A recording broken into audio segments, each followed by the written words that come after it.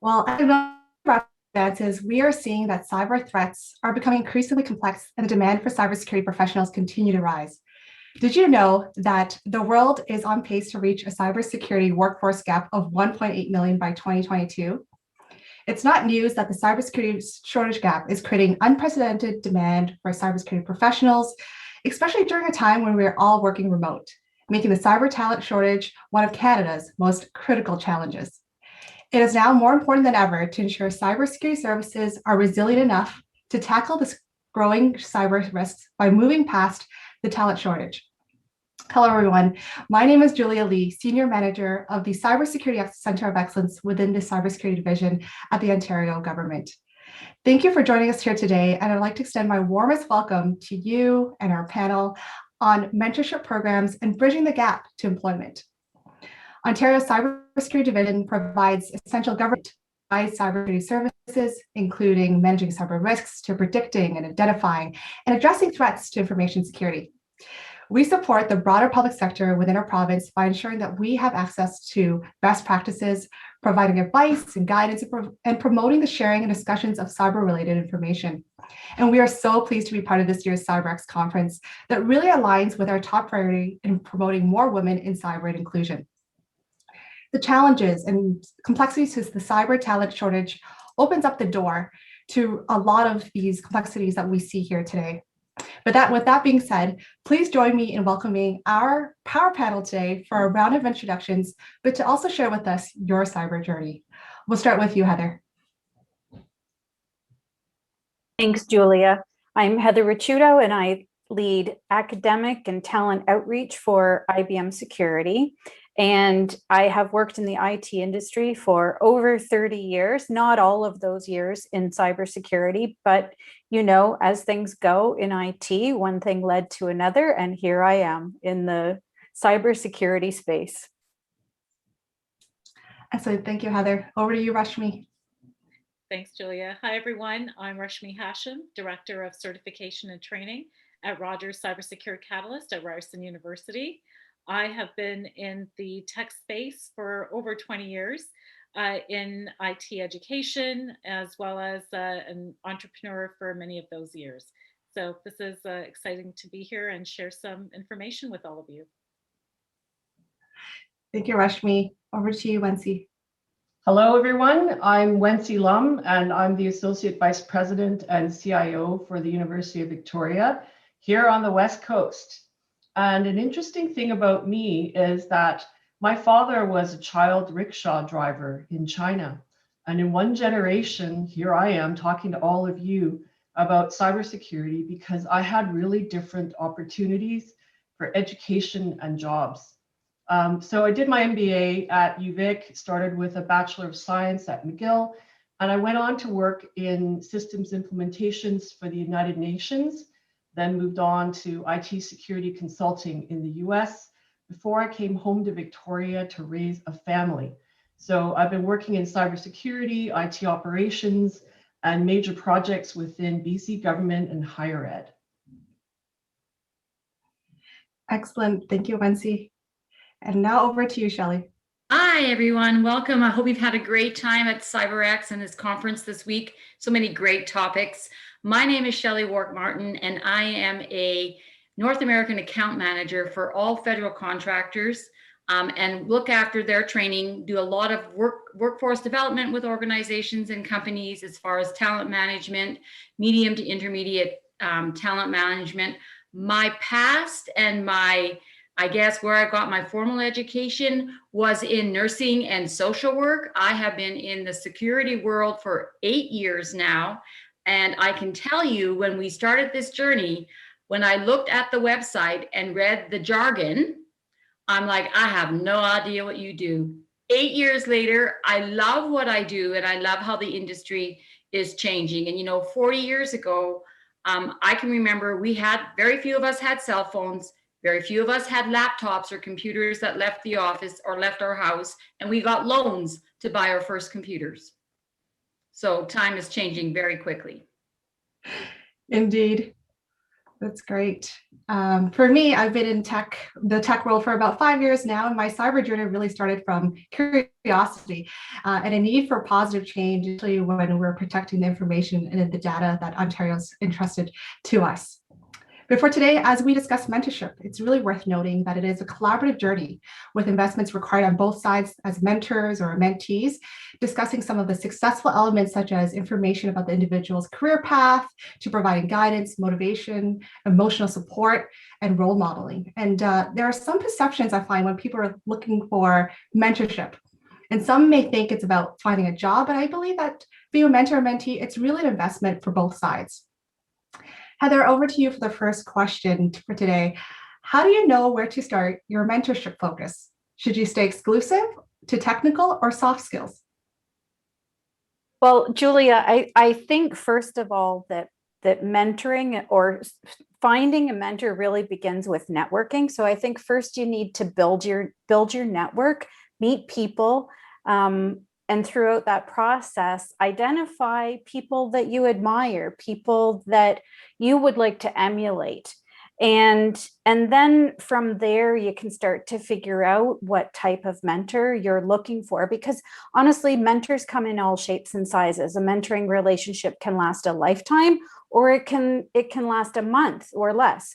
And not only that, you may need mentoring in various capacities, whether it's on technical skills, it's non-technical career advice, or it's just general career advice. So I think you really have to do a little bit of everything. So to recap, build your network, figure out what it is that you're looking for in a mentor, and then from there start to identify people that you might want to seek out and ask to be your mentors. And by the way, you can have more than one mentor, so don't overthink it.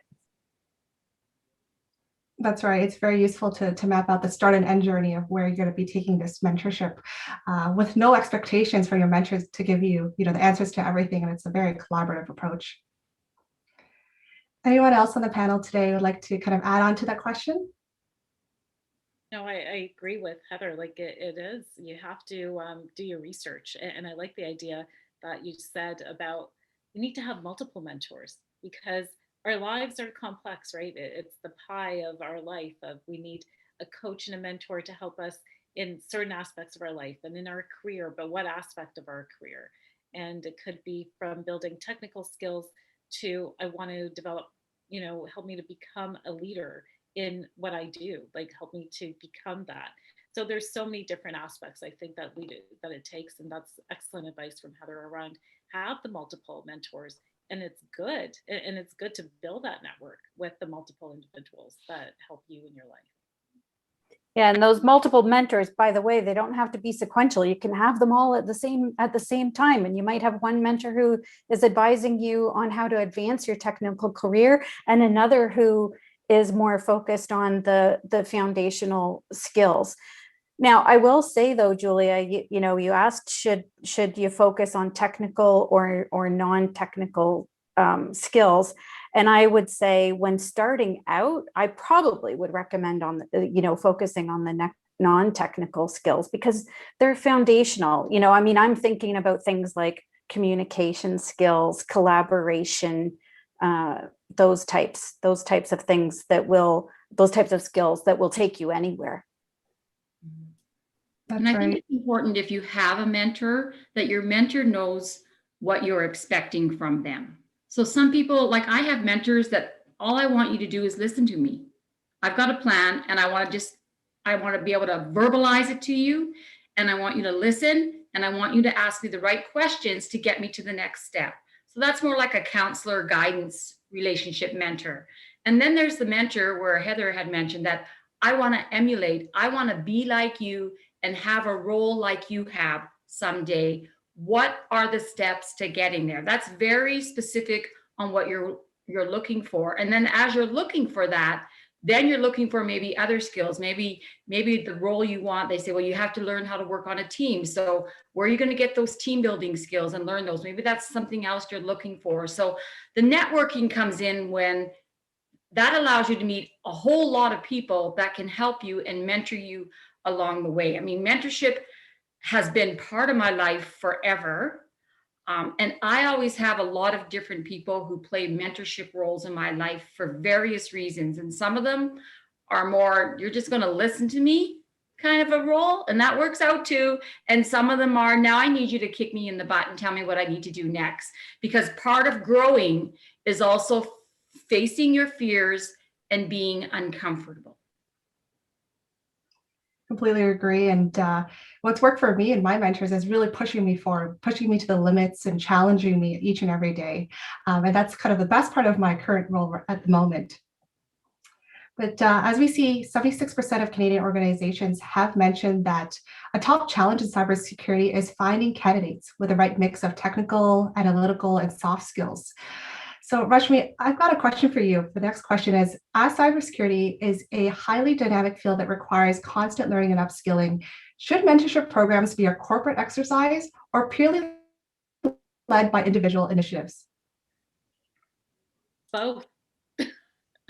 The answer is both. They should be sponsored by companies and formalized. So, individuals in the organization that are, first of all, identified as mentors, because not everyone has mentorship abilities. It's very different. And then how do you create a pairing system for people who want to participate in a formal mentorship program, knowing that the mentorship program is not about career progression. It's about strengthening your skills, strengthening your ability, so you have the confidence to go for that next step up or a lateral role, or to try or be seconded to another team. So know the purpose of the mentorship program internally in the company first, why you're doing it. The informal is also equally exciting, because that's when somebody can come to you and say, I really like what you do, mentor. Well, can I be your mentee? It's not usually the mentor going, hey, I got a lot to teach, I want you to be my mentee. That's a different kind of relationship altogether.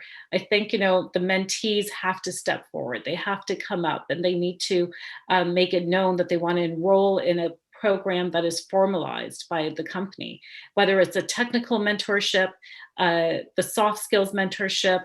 Is it around finding work-life balance? That's coming more into a mentorship programs now that we're seeing in companies that are being formalized, especially in our virtual environment. And then the informal is, I just want somebody quietly on the side. I don't need to be announced this, but I've got these 3 areas that I feel that I need to grow into. And how do I do that? Can you take me through your career journey? Because it goes back to something that we said, it's been the theme of the conference, is see it to be it. So if you see the mentor, the person, you go, I want to be that.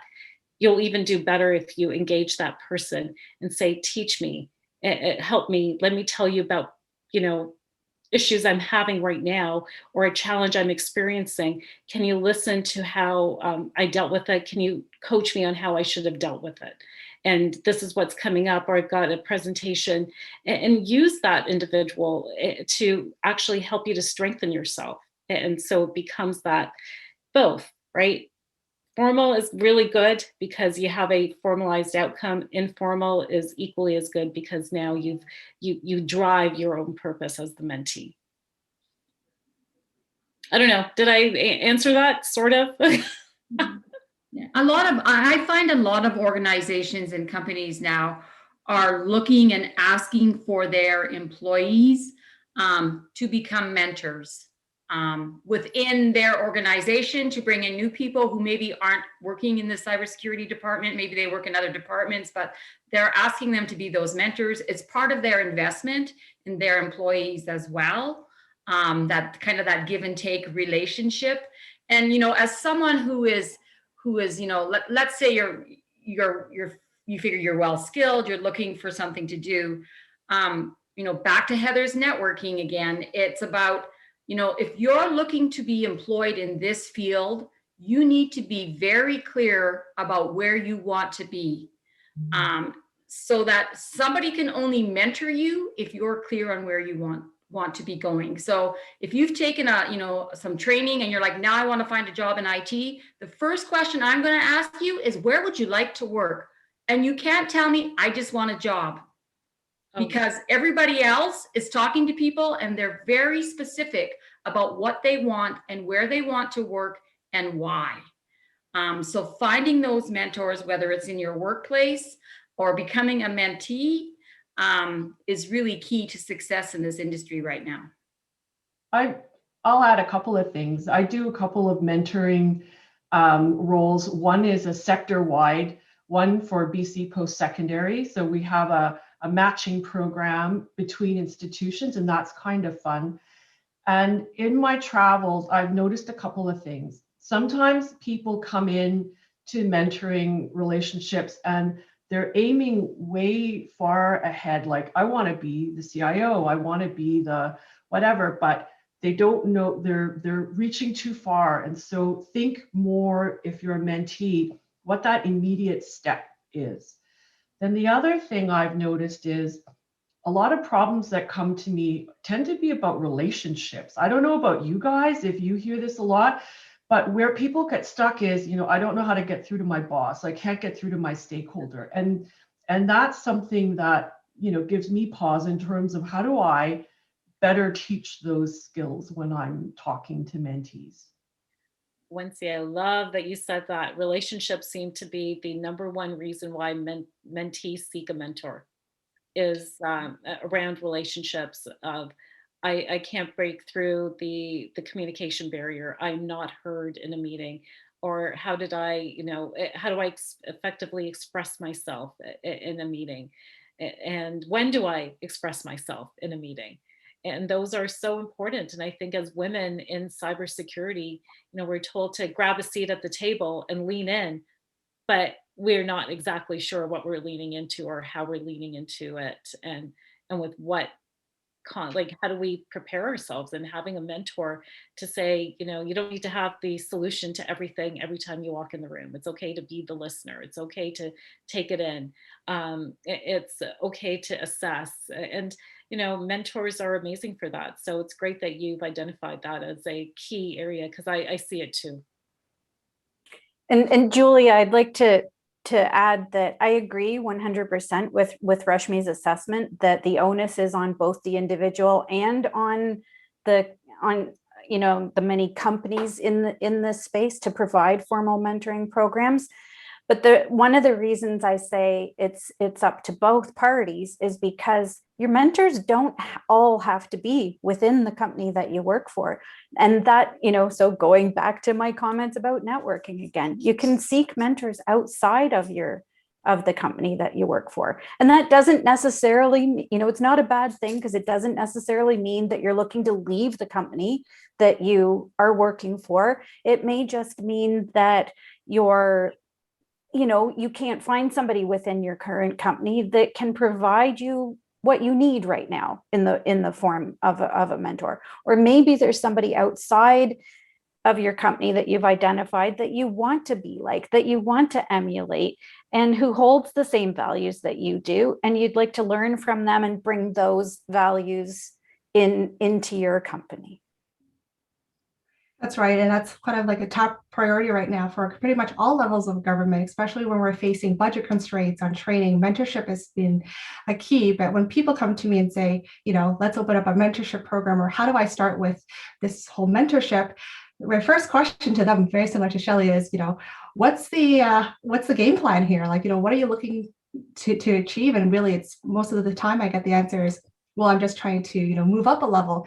But really creating a roadmap for yourself really guide the discussions you have with your mentor, and will make those discussions much more valuable to the mentee.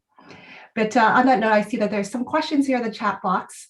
I graduated from a very powerful program, in my opinion, and others as well. But since this happened during the pandemic and I am new to cybersecurity, what is your advice to have a foot in the cybersecurity field if you're not currently employed in an IT company?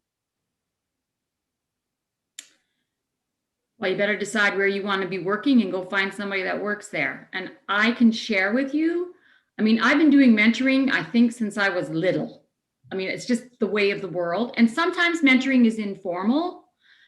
But I think if you are confident in the skills that you have gained, you have to take that next step in finding someone that works in that building or in that company, and you need to chat with them. And in today's world with COVID, it is so much easier to network online with people because they know that's the only way they're going to run into you. So go online, go onto LinkedIn, go onto the CyberX platform and see who's on there and start talking to people.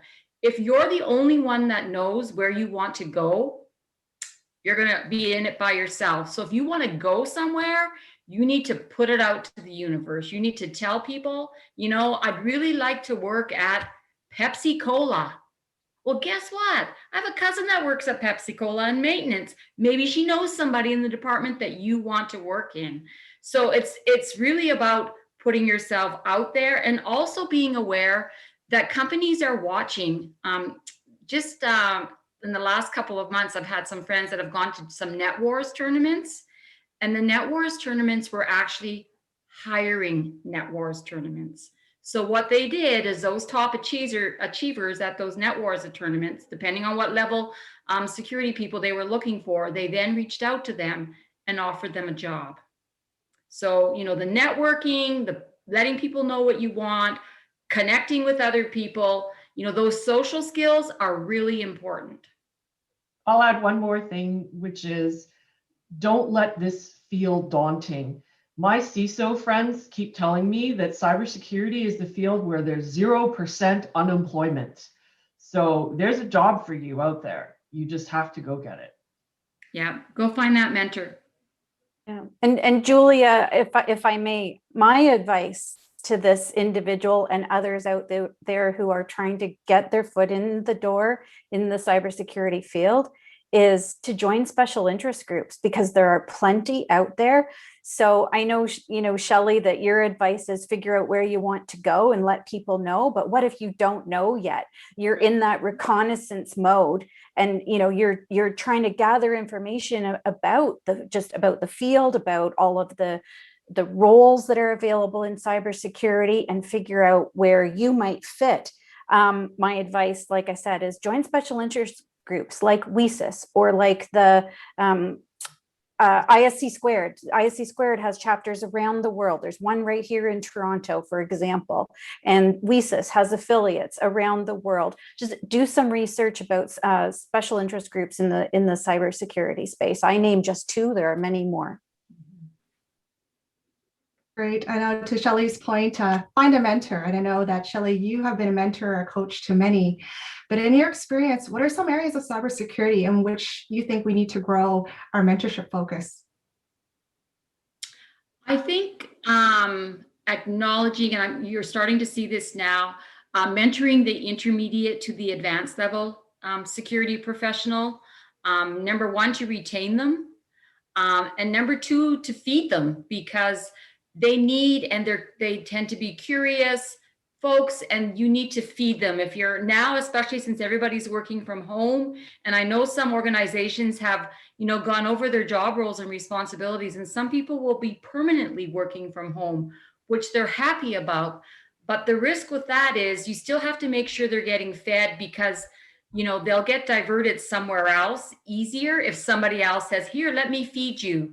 Let me mentor you and show you what you could be and allow you to grow. So keeping an eye on those intermediate to advanced level, And then when it comes to looking for roles in security, if you're that person that says, I'd like to get into security, I just have no idea how I'm going to get there. You know, I didn't go to university, I didn't even get to college, but I think I could do it. Then you need to, you know, find I mean, Rushmi as Cybersecure Catalyst at Rogers Cybersecure Catalyst in the Toronto area has gone, you know, national now because of COVID. What a great opportunity for all Canadians to apply into that program. SANS has, you know, academy programs for women, diversity programs for women to apply where there's free training. There's lots of opportunities to get into the industry. Don't let what you've done prior stop you from getting into this industry. So just being aware that the doors are open for everyone. I'm doing a scoreboard with the Net Wars, and Tom is doing really well in this Net Wars game. And so the company said, yeah, Tom is doing really well. I said, he is. And they said, well, guess what, Shelley? Tom is a she, and she never told us she could do this stuff. And she thought she might want to work with us. And she's ranked #1 in the game. So it's like, you know, you've got to tell people. And then, you know, when she was given the opportunity, she put herself in the game. And it's just been amazing to watch her. And nobody knew in the company. Nobody knew. So it's just, yeah. So watch for those opportunities. They're all there. For sure, I definitely can relate to that. I know that when I go out saying that I'm part of cybersecurity, people kind of have this effect to say, "Oh, cybersecurity," and I'm not sure if you guys, you know, experience that on a day-to-day basis too. But do we have any advice that you kind of have around this in terms of people who might feel intimidated about the idea of having a career in cybersecurity? The only place I see where we are weak is in our school systems, because of the knowledge that teachers and guidance counselors have around cybersecurity. It's still very much a new industry, and I've got kids in the school system, so I hear, and the knowledge can be limited. I mean, this is a fast-growing industry, and it's like, how do you make sure that our kids, when they're on the computers, that it's not always seen as a negative thing? How do we encourage parents to recognize that and teachers to recognize that as a good thing? And so that's my only kind of thing that I kind of think, oh, how are we going to get through this transition? Because there's many in our education system that aren't comfortable with cybersecurity. I agree, Shelley. And, going back to the statement that mentoring comes in many shapes and sizes. So a part of mentoring is just building awareness around, at least in this cybersecurity space. To me, it's about industry professionals like us building awareness amongst people of all ages that cybersecurity isn't just about hacking or coding. It's about so much more than that. And there are, as you said, there's room for everyone, whether you've got human resources skills, you have a law degree, a degree in journalism, psychology, you name it. I know people with all sorts of crazy and interesting backgrounds who have found their way into cybersecurity. Yeah, we see that all the time too. And I'm sure Heather does, in her efforts at IBM. We see this amazing part that cybersecurity needs to be demystified, first of all. It is not dark. It is, okay, it's a bit scary as to the impact. Totally agree. But we've made it so mystical. When people hear that word cybersecurity, it's the darkness. It's what is happening back there. So I think, first of all of us need to demystify it. We are all cybersecurity. I haven't worn a hoodie today, so I don't know about you, but so that's the first part that we all need to work towards, so people can embrace it. And then the fact that cybersecurity, and Heather mentioned this, is it's the totality of everything that you bring. It is the perfect spot to be if you're a career changer as well. So change your career, and cybersecurity will embrace you, not just for the bolt on of your new cyber skills, but it will embrace you for your ability to be a total person, the holistic individual. It draws on all of your skills that you've gained somewhere else. You translate and you decode. If you have an English degree, it's going to bring all of that into cyber. If you have a degree in philosophy, we've trained individuals who are chefs, professional chefs who are now working at Rogers. We have individuals who've made these amazing. We look at them and go, oh, how did you do that? But it's that cyber just allows for the totality of the individual to succeed. And so find the people who are in cybersecurity, and they will tell you, this is what I was 5 years ago. This is what I did 3 years ago. And now I'm in cybersecurity. And it is the most incredible journey to be on the education side of cybersecurity to allow for that platform to happen. Rushmi, I think, you're on a key point, and that is that it's never too late to make a career change into cybersecurity or other related fields. Like you, I know so many people who've changed, they've pivoted their career at many different ages. And I can tell lots of stories about people who did things, they started out in special effects makeup, for example, and now they specialize in social engineering. Right. So you can take almost any educational background or work experience and turn it into something that can be used in the cybersecurity space. And going back to your comments about the fact that cybersecurity really isn't dark. I mean, obviously, there are aspects of it that are, but I blame that persona on Hollywood, honestly, because that's what we see on, if somebody's a cybersecurity professional on television or in movies, that, you see that sort of dark, scary person. And, no offense to my friends who do wear hoodies all the time, but, they're wearing hoodies or they've got masks on, and, that's not the real world for the most part. So. Let's remember that cybersecurity roles are not all technical roles. So if you're someone that wants to get into the industry, when you're talking to that mentor, talk about, I want to get in the cybersecurity industry and work close to that industry. What are the different roles that I could be filling that are not technical?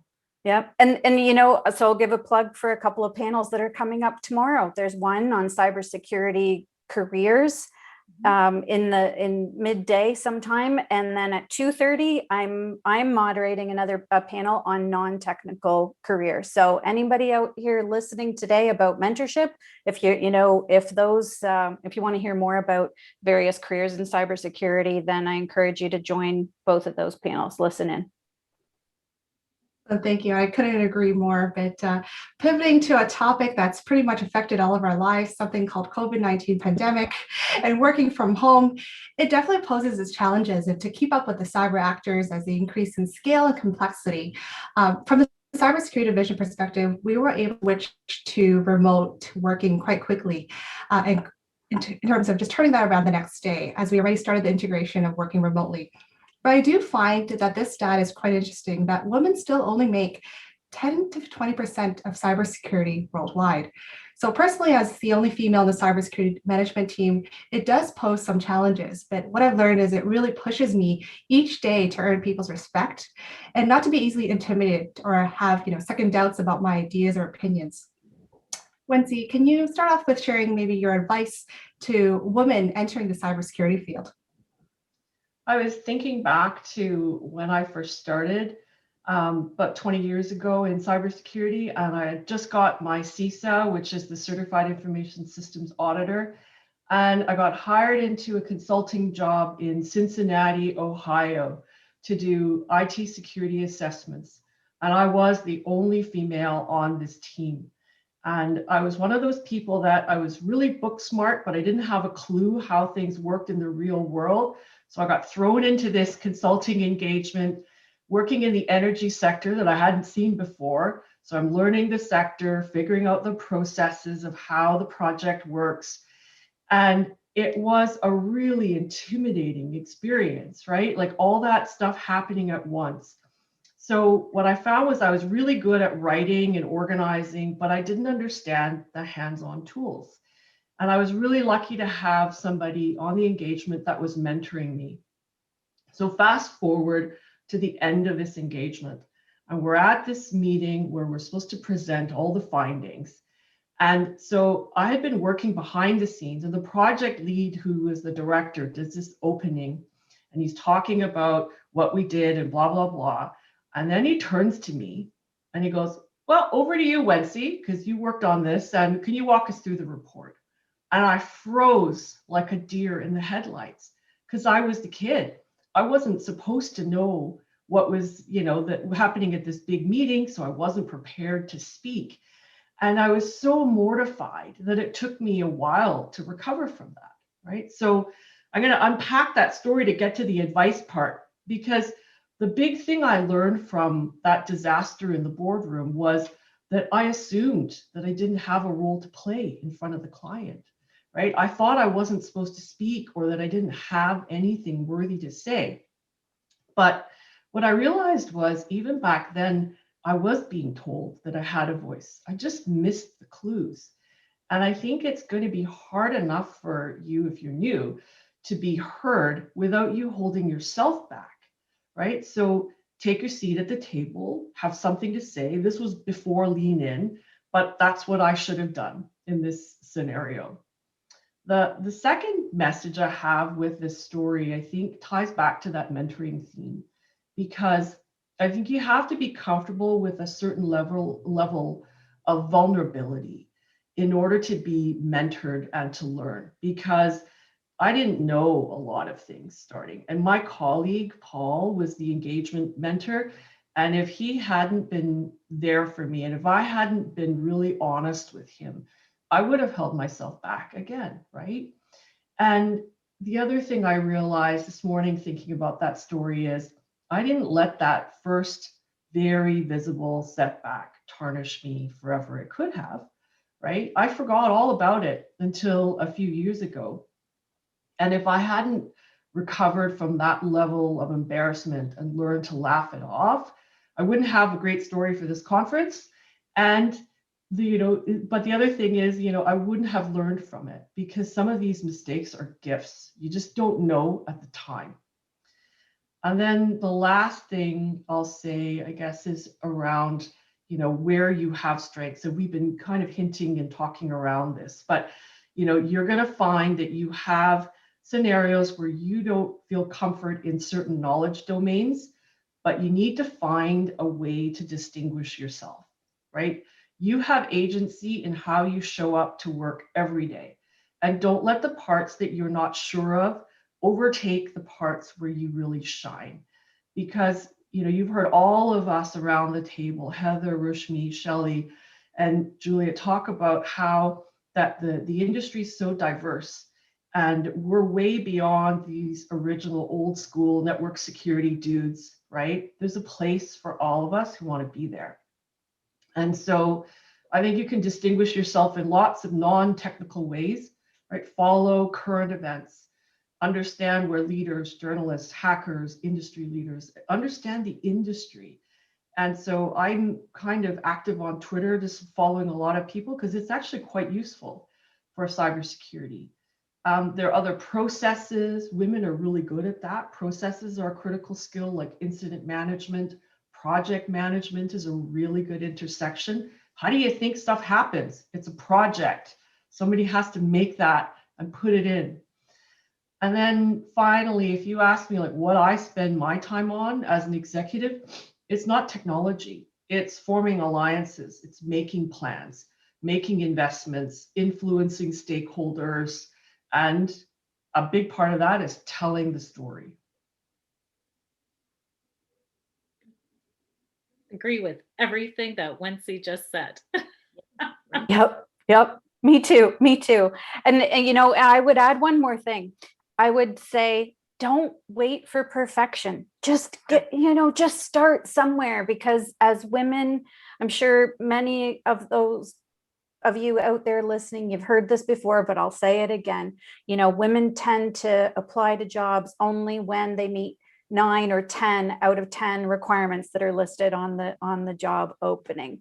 But guess what? You can apply when you meet only 4 or 5, those, because most times the list of requirements is a wish list. They're looking for a unicorn. And so don't wait until you meet 10 out of 10 requirements, because chances are there's nobody out there that actually meets all of those requirements. And wouldn't it be a shame if you didn't put yourself out there and apply for the job? And guess what? If you don't get the job, that's okay, because even the application, going through the application process and perhaps getting into an interview is a learning experience in itself. And it can help you understand what you do need, what skills you do need, or what qualifications companies are looking for. So you're not likely to get that first job that you apply for. And one other thing too, for the students out there, don't put all your eggs in one basket. And what I mean by that is, don't focus solely on your grades, because guess what? As employers, we're looking at much more than your GPA. We're looking at all the other things that you're involved in throughout your academic career. Were you volunteering? Were you part of a cybersecurity club, for example? Did you participate in competitions, et cetera, et cetera? And I know we're sort of getting off of the topic of mentoring, but in the vein of providing advice to the person who asked, how do I, what advice do you give to a woman starting out? I think that's how we got to this, to this part of the conversation. And I think as we look at the new work world with COVID, which is what Julie started with in this conversation, I think it's important, SANS has done a really good job of saying, if something's not working for you now, talk to your manager. And they have repeated that, over and over and over and over and over again, probably since last April. Because all of our work times and what our households look like are very different now. Like when I went to, when I used to go meet with Heather or Rushmi, we had a setting and there were no interruptions. We didn't have kids flying through the door. We didn't have someone delivering parcels and the dog barking. We didn't have all those things. We do now. And, I don't judge anyone if the dog's barking or, the house looks a mess and they've got teenagers running around in the background. That is our lives now. So being able to, because one of the things about mentoring is you have to be open to being mentored, getting feedback, but you have to also be willing to give it. And sometimes, even if it's scary, you still need to give it in order for you to get to the next place. So if you're just like, every day I have to drive my kids to school at 8:30. I will be back home by 10 to 9, I promise. But I just need that 20 minutes to get them to the schoolyard.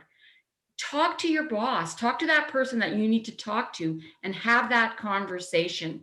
You're going to work it out. Who knows what it's going to look like? That one's pretty easy to work out.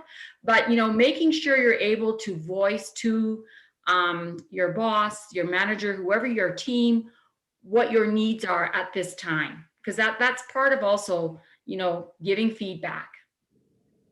That's right, Shelley. Shelley, you just said that, voicing it. Wency spoke about vulnerability, and they all go hand in hand. And you don't need, I think, sometimes as women in cyber and just in life in general, we spend so much time up here having those conversations in our mind versus actually having the conversation, because we're too worried about how's it going to sound, did I say the right thing? And it's okay to have a formulated good case, right, to go to your boss and say, I need extra time.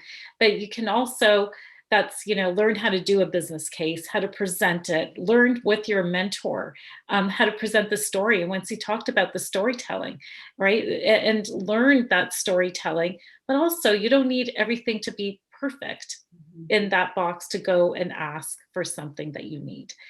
Launch your idea at 30%. 30% gets you going. because 0% is you still living in your head. And that's when we feel the anxiety. That's when we feel the pressure. That's when we feel that no one understands because we haven't had an opportunity to communicate. So in this environment, especially, when we are lonely, we are living in our minds. We are living a lot more in these lonely thoughts. So express it. You have an idea to launch a business, an idea that's going to improve your business case. You have an idea to go and get that job, launch it at 30%. Just start somewhere. That's right. And sometimes just really hard just to juggle a lot of things, especially what, Shelley, and what you pointed out there, Rushmi, of just juggling many things, multitasking, increased workload, right? But one thing that I found that was really helpful for my mentor, and this might come off a bit cheesy, but it does apply on a daily basis, is always trying to be positive and channeling that positivity. So there are days when things aren't going as we envisioned, but we must continue to be resilient. To reboot our brains. So we got to keep cool, refocus, and just think back to the big picture outside of everything that's happening around us. But Heather, I just wanted to hear more about your point about what lessons or experiences you learned that could be applied by anyone trying to mentor others. Oh, sure. Yeah. So as far as if we kind of talk about then the role of the mentor, which I think is what you're getting at, it's really important as a mentor to be vulnerable too. And what I mean by that is share your own personal story. So you've got to be willing to kind of put yourself out there as a mentor with your mentees, share stories about things that, obstacles that you may have faced in your past, for example, and how you handled them, or how you might handle them differently had you known then what you know now, those kinds of things. And by the way, as a mentor, one of the very first things, in the very first meeting that I have with any mentee, I make sure I'm very clear that the relationship is a penalty-free relationship. So they can talk to me about anything. And the conversations that we have with each other will not go outside of, the virtual four walls of our meeting room, our virtual meeting space. Unless, of course, they want me to go talk to somebody else about the experience that they're having and that they're needing help with. Or if, for example, they need me to help them get a foot in the door somewhere, and they, and I have a connection, of course, I'll do, that sort of thing for them. But generally, it's penalty free, and they can, maybe they're having trouble with their boss and they don't know how to handle it. They can talk to me about that, and I will not, and that stays between us.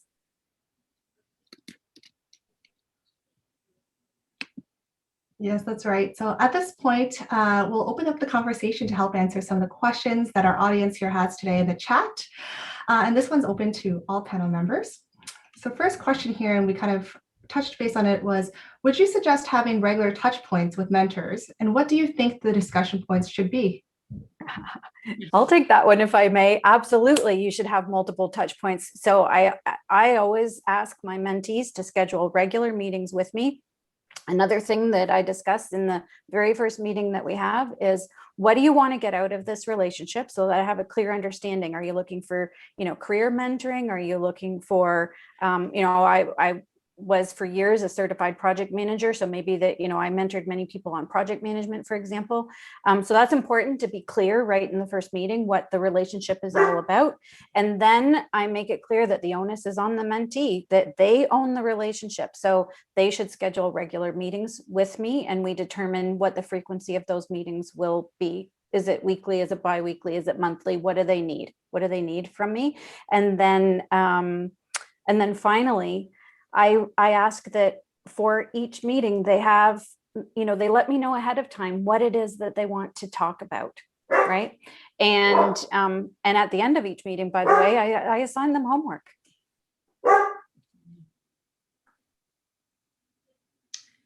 Good point. Speaking of dogs and interruptions, yeah.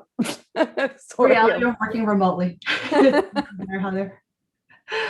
Yeah, good point. I think it's important to remember that your mentors can be formal and informal relationships as well. So yes, if you're meeting with someone who has a very specific goal that you've decided you want to work on with them, yeah, in order for them to feel good about mentoring you, let's say your goal is, I want to get started in some information security training, and they're going to guide you to all the different options that you might have. If you have the follow-up call and you haven't done anything, like, your end of it's kind of like a teeter-totter relationship.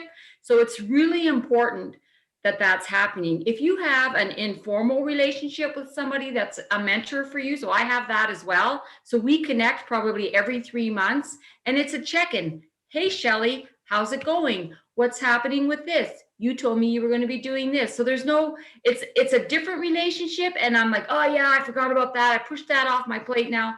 Okay, it sounded rather important the last time we talked. I'm like, yeah, I moved on. I'm now I've found someone to mentor me to get to X, which is different, which is okay. So that's just someone that keeps me on my career mentoring path. So knowing that there's expectations on both sides of the relationship is key. And Shelley, sometimes a formal mentoring relationship in the long run turns into a lifelong informal relationship, That's right? what happened Friend. to me. Yeah, that's what happened to me. So I hired someone to mentor me for a very specific reason, and now she's become a lifelong friend. So, and still mentors me. There you go. Lots of benefits on both ends, I hear. But our next question here in the chat is from someone who's quite humble.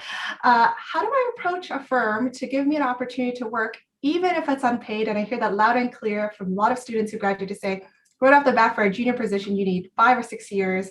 How do I even get that experience without, any kind of opportunity? So this here is looking for, do you recommend this approach in terms of approaching a firm, even if it's unpaid? Well, I'll just say that a lot of companies don't offer the opportunity for you to do unpaid work. They don't, and but look for if you go on Indeed today, there are a lot of unpaid internships. They're paid internships. My apologies, paid internships, and the internships are not. You must be enrolled. You have to have completed a program recently, or in the process of completing a program. And those internships are meant to serve as mini contract sprints to test you. So go take a look at the companies that are becoming more creative in their hiring. Look at the companies that are looking at, partnering up with you in terms of your skills development. So we see it a lot with organizations where they'll say, okay, we're opening up for 3-month contracts, and those 3-month contracts are not just a contract to finish a project. They're meant as a post-program internship, but they can't call it an internship because you're not in school. So look for those organizations. Look for the companies that are being creative in their hiring. Find where they are. Go seek out the individuals and talk to them and let them know, and maybe be creative in your approach, right? The creativity that comes from being able to reach out to someone and saying, are you looking for these skills? I am available. I've just finished these, hands-on training programs. Here's the skills that I've learned. But remember, the totality of all your experiences. If you were a banker or in finance and you're applying to a bank, and it's in cyber, don't discount that previous experience, because that matters. The business knowledge matters. So get creative on that outreach. The free internships are just, they're done, but they're not great. You're working, you're putting in value into the organization. The organization receives value from your work. So charge for the value you create, always.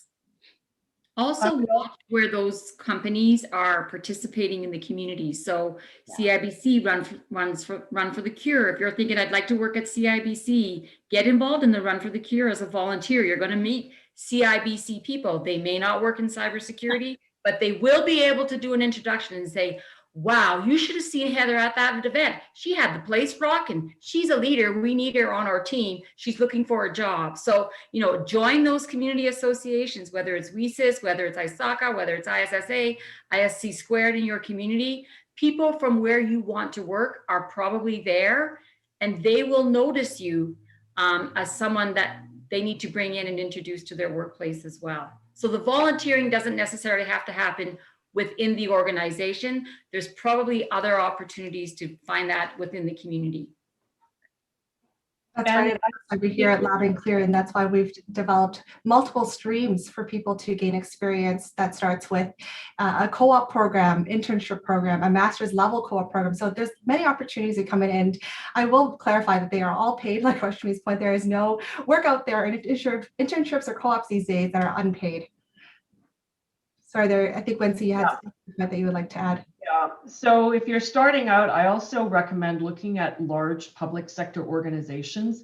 They're starving for talent, and they would tend to have more of these sort of, I don't know what to go, like talent pathways to bring in new employees. Excellent. Based on time, moving on to the next question here. Do you recommend looking for mentors outside of Canada? What's the importance of international perspective? Who would like to take this one first? What is your objective, right? It goes back to what is the objective of that mentorship, the mentor that you're looking for. So if you're looking for the international perspective in regulatory, for example, because you want to move your career in cyber regulatory and privacy, and you want to know what's happening in Europe and how the EU regulatory is going to impact Canada. Yeah, go find it. Go find the individual who's the best in it, but really be sure as to why you're seeking that individual. And it same applies in Canada, right? Be very clear. We've all said that. So if you are looking for international, is it because you are striving for a job opportunity internationally, then seek that out. Is it because you want a career that balances an international cybersecurity realm into Canada, then seek that out. But be very clear as to why you are seeking out that individual, because they will ask you that question. Why did you seek me out when I don't live in Canada? Yeah. Yeah, and the same, the reverse is true as well. I've had people seek me out as a mentor from other countries. And I will just say, if you're seeking me out as a mentor because you want to move to Canada, not a good motivation to seek out a mentor in another country. If you're looking for career advice, okay. Exactly. Looks like we have time for one more question, and this is an interesting one. What's the thing that makes you go, I have to mentor or coach this individual, and what commits or connects you to them? Oh, say that one more time.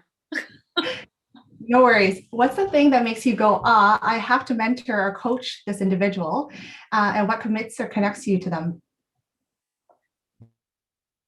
For me, mentoring and seeing other people succeed and have success is just a goosebump joy feeling that it gives me.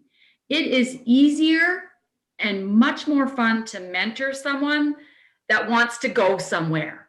So that's what gets me excited, is someone that says, I want to be a CISO someday. Can you help me get there? Now, I can probably take you part way down that path, and I could probably give you some other people to help out with that. But having someone want something and then do what it takes, even all the scary stuff to get there, for me is the most exciting, exhilarating part of my day. And allows me to keep that connection. Lots of head nods here, so I think we're on board with that. We are. My personal value is to enable success for others, and that's what I feel that I do. So, but it's also a symbiotic relationship. So the aha moments for me come, oh my gosh, I just mentored you. You told me that you went and did it. Oh my goodness, I haven't done that in my career. I got to go do this. Thank you for teaching me. So it's the symbioticness of that relationship. It's give, take, and receive back as a mentor. Because sometimes we hear things and go, yeah, I need to do this, or that's a great idea. I see your courage. And then the success at the end of the day, like Shelley says, there's nothing like, say, giving somebody a high five and saying a virtual high five, and saying, yeah, you know what, you did this, you earned this, you got there, and feeling like a part of that journey for them. It's great. but I love learning back. That's right. And I know that we're hitting close to time, but maybe we can squeeze in one more question here. Would one or more panelists be willing to share the most important leadership lesson they've learned over the course of their career? I saw that question there, and I'll tell you what came to my mind. I don't know if it qualifies as leadership as advice, quote unquote, but rather the best career advice that I ever got was act like you already have the promotion. So when you're trying to advance your career and you've got your sights set on that, that next promotion, just start acting like you already have it. Display the, the confidence and the leadership skills that somebody in that position would have. Mine was, don't fall in love with your own ideas. And this is something my mentor told me. And it was, I was trying to do something and I could not see that there was another way to do it. Mine is, leadership is only great if you've got people following. And, you can look at that as, who you're, in your current organization or where you are now, are people following the managers? Are they excited about that? If you have ever worked on a team where like nobody's excited about the manager or thinks that they're capable of doing their role, for me, a leader is great when, they don't care who has the idea, they don't own it. It's a team win. And if no one's following them, I'm like, ooh, and I personally cannot work with someone who I do not think is a great leader. For me, it's all has to be felt, and I have to be confident that that person that's leading me is going to take me to where I want to go in my career. That's really important. I have left great jobs because the leader just didn't work for me. And that's okay. Add to that, I think to Shelley's point is just making sure that your leader or just your team members overall are consistent, right? So if they are inspiring others around them, if they have ambition and drive, make sure that's all consistent, because clearly that effort is shown throughout and everyone can feel it and see it. Yeah. Now, leadership is interesting. It's a great journey to be on, but you don't need a title to be a leader. And a leader is somebody who can inspire trust first and foremost, and listen to people's ideas, and then leadership happens. That was a great question today, and thank you for that question. To wrap up today's session today, we have come to 5:01 in Eastern Time, and this concludes our session.